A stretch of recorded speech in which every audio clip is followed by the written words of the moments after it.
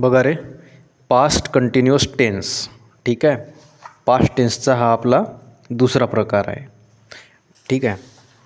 तर past continuous tense म्हणजेच मराठीत काय म्हणतात त्याला, चालू भूतकाळ. काय म्हणतात? चालू भूतकाळ. ठीक आहे. बघा, मी तुम्हाला इथं टेन्स शिकवायला आलेलो नाही आहे. ठीक आहे. बऱ्याच जणांना वाटत असेल काय टेन्सपासून शिकवत आहेत. मी टेन्स शिकवायला आलेलो नाही आहे. आपल्याला पूर्ण ग्रामर घ्यायचं आहे. पण सुरुवात ही टेन्सपासून होते, आहे की नाही. बेसिक आलं पाहिजे आणि ओव्हर कॉन्फिडन्समध्ये जायचं नाही की मला टेन्स येतात, हे काही बघण्याची आवश्यकता नाही आहे. जर तुम्हाला येतात तर रिव्हिजन होत आहे. ठीक आहे. परंतु ओव्हर कॉन्फिडन्सने एक्झाममध्ये मी बऱ्याचदा बघितलेलं आहे, तिथं येत नाही त्यांना टेन्स ओळखता. मग असं होतं, कारण ते ओव्हर कॉन्फिडन्समध्ये जातात. मला येतात, मग ते त्याच्याकडे बघतच नाही, दुर्लक्ष करतात आणि थोडंसं फिरून विचारलं एक्झाममध्ये की मग येत नाही. त्याच्यामुळं येत असेल तुम्हाला, तुम्ही शिकले असाल टेन्स, ठीक आहे. परंतु बघा, म्हणजे तुमचं ते रिवाईज होऊन जाईल, फ्रेश होऊन जाईल ते, असं आहे. आणि इथं मला शिकवताना प्रत्येकच प्रकारच्या विद्यार्थ्यांचा विचार करावा लागतो. ज्यांना बिचाऱ्यांना काहीच इंग्रजी येत नाही आहे, ठीक आहे, ज्यांना माहिती नाही टेन्स वगैरे, त्यांचा पण विचार करावा लागतो. म्हणून बेसिकपासून शिकवत आहे की नाही. तेव्हाच त्यांना पुढे जाऊन व्हॉईस समजेल, सेंटेन्सेस समजतील, नॅरेशन समजेल, डायरेक्ट स्पीचमधलं वाक्य, इनडायरेक्टमधलं. आणि हे सगळे समजल्यानंतरच जे पॅसेज असतो एक्झाममध्ये, त्याचे प्रश्न सोडवता येतील तुम्हाला, आहे की नाही. व्हॉईसचे प्रश्न सोडवता येतील, आहे की नाही. पॅराजंबलचे क्वेश्चन सोडवता येतील. इंग्लिशमध्ये जे पॅसेज दिलेले असतात ते सोडवता येतील. बघा, ग्रामरची भट्टी जमल्याशिवाय तुम्हाला एखादी नॉव्हेल, कादंबरी वाचता येणार नाही. न्यूजपेपर वाचलं तर ते समजणार नाही. म्हणजे इंग्लिशच येणार नाही ना तुम्हाला ग्रामर समजल्याशिवाय. त्यामुळे आपण बेसिकपासून घेतो आहे. त्यामुळे इगो नाही बाळगायचा की मला येतो आहे आणि मी कशाला बघू. नाही, इगो वगैरे ते काही कामाचं नसतं. ठीक आहे.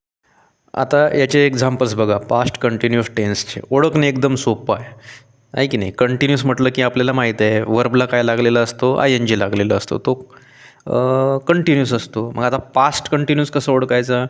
जर पास्टचे हेल्पिंग वर्ब असतील आणि वर्बला ING लागलेला असेल तर तो पास्ट कंटिन्युअस टेन्स होतो, आहे की नाही. पास्टचे हेल्पिंग वर्ब्स तुम्हाला सांगितलेले आहेत, कोणते आहेत?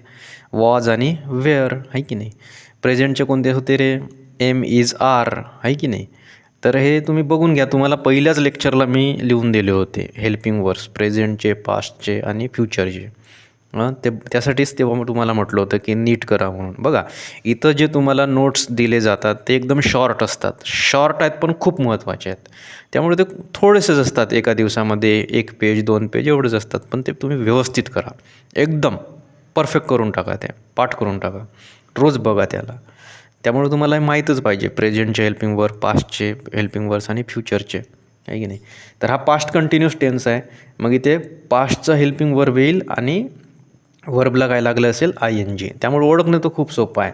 बघा, पहिलं वाक्य, आय वॉज टेलिंग ट्रूथ. आता तुम्हाला इथं काही नाही, पण टेलला ING लागलेला आहे, टेलिंग झालेलं आहे, म्हणजे हा कोणता टेन्स आहे? कंटिन्युअस आहे. वॉज आहे. वॉज हा कुणाचा हेल्पिंग वर्ब आहे? प्रेझेंटचा आहे का फ्युचरचा आहे? कुणाचा आहे? नाही, पास्ट टेन्सचा आहे ना. वॉज म्हणजे होता, आहे की नाही. मग कोणता टेन्स आहे? Past continuous tense. इतकं सोपं आहे. वॉज किंवा वेअर असेल, हे दोघेही पास्टचे हेल्पिंग वर्ब्स आहेत आणि वर्बला ING लागलेला असेल तर तो कोणता असतो? पास्ट कंटिन्युअस टेन्स असतो. ठीक आहे. दुसरं वाक्य बघा, दे वेअर प्लेईंग क्रिकेट, आहे की नाही. इथं बघा, वेअर आलेला आहे आणि प्लेला ING लागलेला आहे, म्हणून हा कोणता टेन्स आहे? पास्ट कंटिन्युअस टेन्स आहे, आहे की नाही. आता याचे अर्थ बघा. पहिल्याचं बघा, I was telling truth. I was, मी होतो. वॉज म्हणजे होता, होती, होतो, ठीक आहे. आय वॉज, मीसाठी काय होणार? होतो, मी होतो. काय? टेलिंग, सांगत. टेल म्हणजे सांगणे, टेलिंग म्हणजे सांगत, आणि ट्रूथ म्हणजे काय? सत्य, आहे की नाही, किंवा खरे. सो आय वॉज टेलिंग, मी सांगत होतो.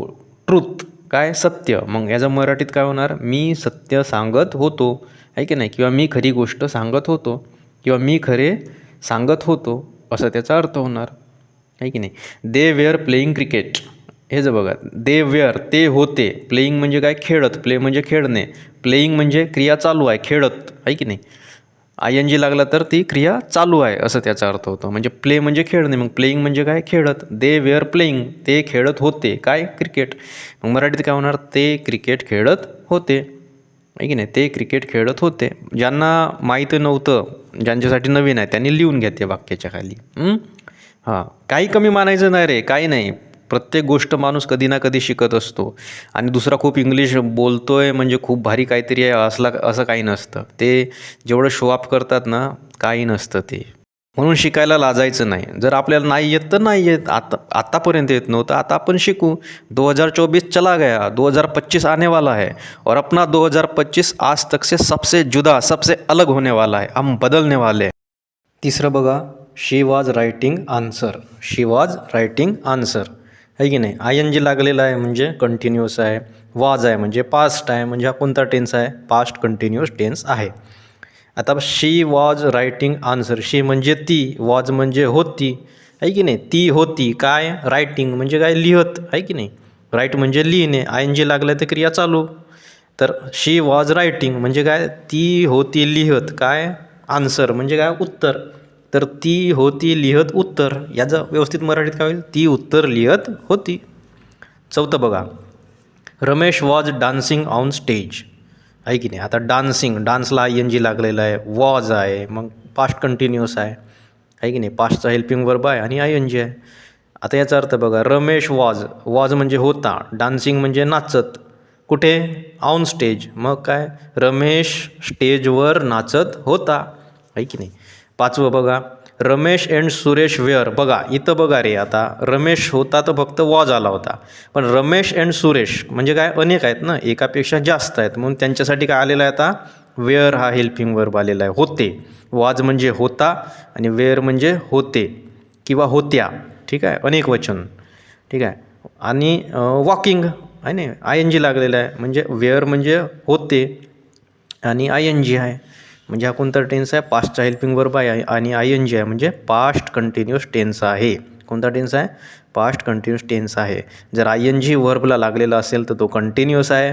आणि कोणाचा हेल्पिंग वर्ब आहे ते बघायचं. प्रेझेंटचा जर हेल्पिंग वर्ब असेल तर प्रेझेंट कंटिन्यूअस, पास्टचा हेल्पिंग वर्ब असेल तर पास्ट कंटिन्यूअस, फ्युचरचा हेल्पिंग वर्ब असेल आणि आय एन जी जर वर्बला लागला असेल तर फ्युचर कंटिन्यूअस. एवढं सिम्पल असतं. आता बघा, रमेश अँड सुरेश वेअर म्हणजे काय, होते काय, वॉकिंग. वॉकिंग म्हणजे काय, चालत, वॉक म्हणजे चालणे, आय एन जी लागला आहे, क्रिया चालू आहे की नाही. वॉक म्हणजे चालणे, तर आय एन जी लागला म्हणजे काय, चालत. तर होते चालत कुठे, in the garden. In the garden म्हणजे काय, गार्डनमध्ये.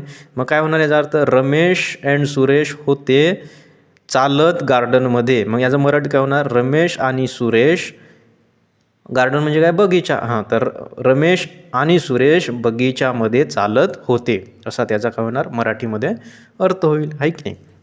आता बघा, हां, हे सूत्र वगैरे लक्षात ठेवण्याची गरज नाही आहे, फक्त डोळ्याखालून घाला एक माहीत असले तर ठीक आहे. सगळ्यात आधी काय असतो, सब्जेक्ट म्हणजे काय, करता. नंतर काय असतं, पास्टच्या हेल्पिंग वर्ब असतो एखादा आणि वर्बला एन जी लागलेला असतो आणि शेवटी काय असतं, ऑब्जेक्ट असतं. तर असा असतो पास्ट कंटिन्यूअस टेन्स, आहे की नाही. खूप सोपा आहे आणि इंटरेस्टिंग पण आहे, मजा येते. वेळ मिळत नाही रे नोकरी आणि पर्सनल कामामधून, नाही तर लय भारी शिकवलं असतं तुम्हाला, खूप भारी शिकवलं असतं, नातखुडा करून टाकला असता. पण आता काय, ठीक आहे.